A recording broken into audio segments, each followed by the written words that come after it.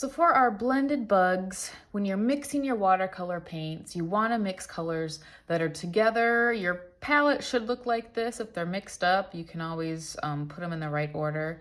But here on one side, you have the primary and secondary colors, the colors of the rainbow: red, orange, yellow, green, blue, purple, violet. On the other side, you have the intermediate colors. We talked about this with our color wheel eye. So this right here is the red violet, which looks a little brown.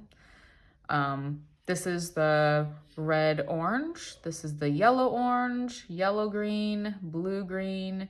This is kind of just a different sort of a color here. It's more of an opaque sort of turquoise color, which you can use too, but it's not really an intermediate color. Then you have blue violet.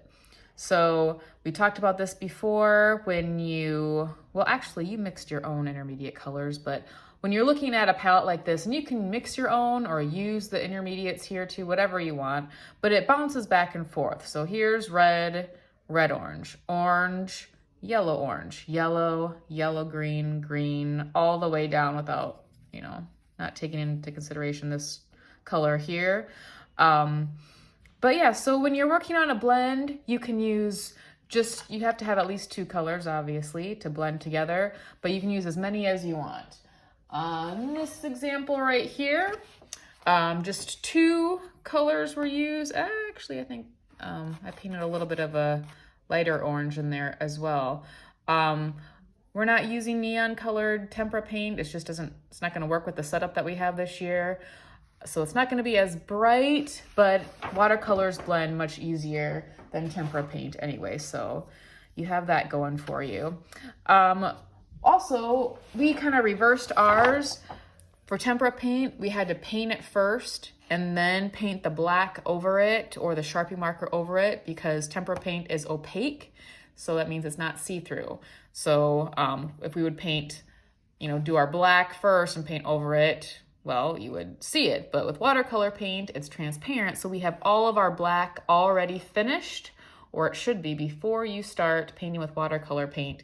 And you can just go right over top of it, get into the black. We used an acrylic paint, which means that once water is added to it, it's not going to smear. Tempera would, because it's washable. Acrylic is not going to. So you can just paint right over it. You're not going to see it on the black, and it's not gonna smear.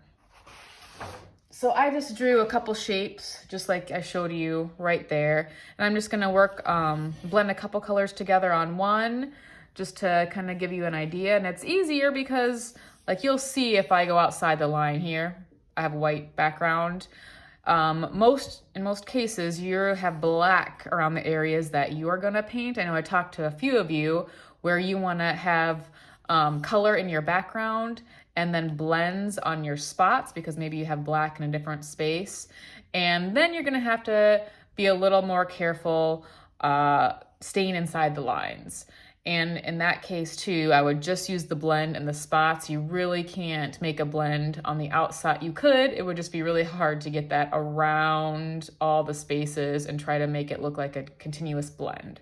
So, of course, when you start, you need water. I'll do a warm color one on one and a cool on another one. And I'll do a few different colors. Like I said, you can just use two or as many as you are. You can make a rainbow of colors, but they do need to be next to each other on the color wheel. I'm gonna start with the red violet. To make it darker, you just kind of have to work that color a little bit more. It has a layer of water on it from the last time you've used it. So you kind of have to like break through that layer and get to the color. So that's pretty dark. If you want to make it lighter, then you just add a little bit more water. The water is what kind of blends everything for you, which is nice. All right, I'm changing colors. Just gotta clean my brush, bouncing over to the red here.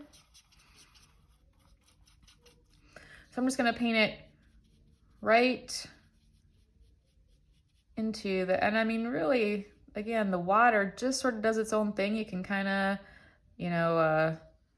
go into that color a little bit, or even put some just little drops on it. And depending on how much water you had when you painted that color, it's gonna blend even more, but if you need to help it along, I would just clean your brush, get most of the water off of it, and then just kind of lightly kind of weave it in back and forth. And it'll kind of swirl on its own and blend together. All right, I'm gonna bounce over to the red orange. I could go to the orange, but it's just, you know, it's already mixed and it's gonna be a closer color to my red. And these are actually pretty nice and bright. If you get enough color, and like I said, dig kind of deep into that color, break through the dried water, diluted part of your watercolors, they're pretty bright. Just don't jab your brush in. You have to kind of work it, but going straight to orange. This is right out of the palette in orange. Maybe I'll just do a whole rainbow on here.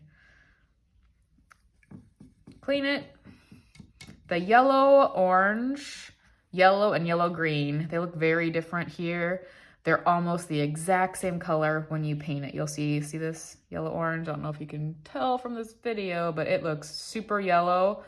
And so much so, I'm just gonna skip yellow because I just don't want this long area of yellow. I'm gonna kind of keep them the same distance on this little example that I'm doing. I'll show you what the yellow green looks like, and it's not a lot different. See, so those three colors, there's not gonna be a lot of change. Clean that. Here's my green, bounced back over. So that's the biggest change so far with my colors. The others were pretty gradual.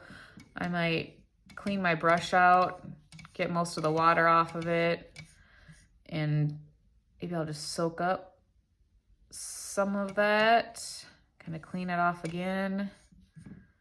You can get, if you have too much color or you think it's too dark, this is how you can take the color away. You just clean your brush, get it nice and dry. You can get a paper towel and really dry it off, and just come back in and just kind of soaks it up. So if you make a mistake when you're painting with watercolor, this is a way you can get that color off of it, because you can't paint over it. You have to take it away. Unless it's a light color and you're just painting over with darker color. I'm just gonna kind of blend that into the, you just don't want it to look like a stripe. All right, yellow green, or blue green here. There's that.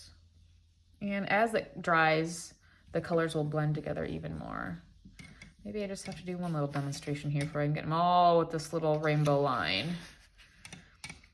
Okay, blue, jumping over to this side.